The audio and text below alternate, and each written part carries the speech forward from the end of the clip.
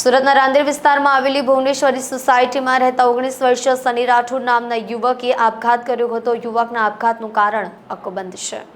સુરતમાં દિવસે ને દિવસે આપઘાતના બનાવોમાં વધારો થઈ રહ્યો છે, ત્યારે રાંદેર વિસ્તારમાં આશાસ્પદ યુવકના આપઘાતને લઈને ચકચાર મચી ગઈ છે। યુવકે અગમ્ય કારણસર પોતાના ઘરમાં જ ફાંસો ખાઈ આપઘાત કરી લીધો હતો, જેથી સમગ્ર મામલો પોલીસ તપાસ હાથ ધરી છે।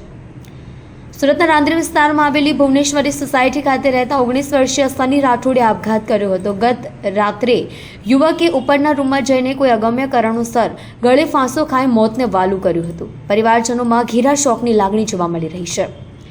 કૃષ્ણાએ કહ્યું હતું કે હું કામેથી આવ્યો ત્યારે ખબર પડી હતી, બાદમાં અમે દરવાજો તોડ્યો।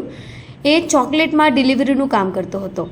તેણે આપઘાત શા માટે કર્યો તે ખબર નથી। હું આવ્યો ત્યારે મમ્મીએ કહ્યું કે દરવાજો ખોલતો નથી, એટલે મેં દોસ્તને બોલાવીને દરવાજો તોડ્યો હતો। બાદમાં મમ્મીથી જોઈ શકાયું નહોતું, બધા સાથે હસતો રમતો હતો। આપણું નામ? કૃષ્ણા। ભાઈ ક્યાં રહેવાનું છે? મારું મોરા પાગલ। શું કેટલા વાગે આ ઘટના બની હતી ને શું ઘટના? આ ઘટના હું કામેથી 7 વાગે આવ્યો ને ત્યારે મને ખબર પડી કે ભાઈએ દરવાજો બંધ કરેલો છે ઘરમાં, ને અમને લાગ્યું કે હુઈલો હે, ઊંઘમાં હે, તો અમે લોકો દરવાજો તોડ્યો। તો અંદર ભાઈ ફાંસી ખાઈને થઈ ગયેલા। આ ભાઈનું પૂરું નામ શું છે? સની નામ છે મારા ભાઈનું। સની, એની ઉંમર? એની ઉંમર 19 વર્ષ। શું કામ કરતો હતો? એ ચોકલેટમાં કામ કરતો હતો, ડિલિવરીનું। તમે ક્યાં રહેવાનું તમારું રાંદેર? રાંદેરમાં આપણે બોટનિકલ ગાર્ડનની સામે। એને જે આ પગલું ભરેલું છે એનું કોઈ ચોક્કસ કારણ કે એને કેવી રીતે આ પગલું ભર્યું એ બાબતે કોઈ તમને જાણ કરી હોય એવું કંઈક?